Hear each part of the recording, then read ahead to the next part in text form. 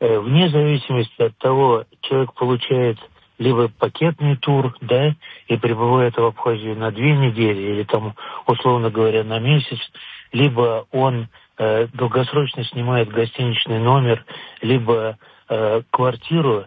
В любом случае это туризм, и в любом случае это развитие экономики. Человек пользуется транспортом, человек пользуется точками питания, покупает, если он готовит у себя дома, он покупает местные продукты и так дальше и тому подобное.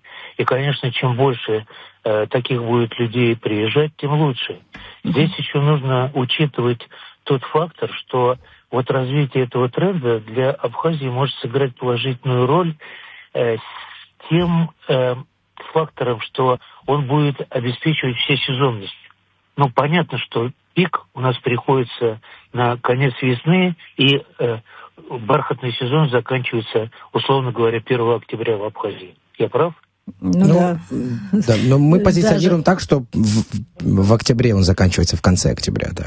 Ну, хорошо. Да. Это будет тоже зависеть от погодных условий.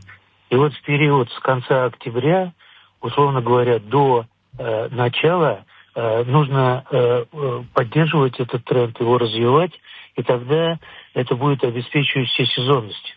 Это будет обеспечивать устойчивую работу тех же отелей. Условно говоря, им не нужно будет консервировать номера, закрывать гостиницы на несезон. Понимаете меня, да? Распускать персонал. Это тоже очень важно.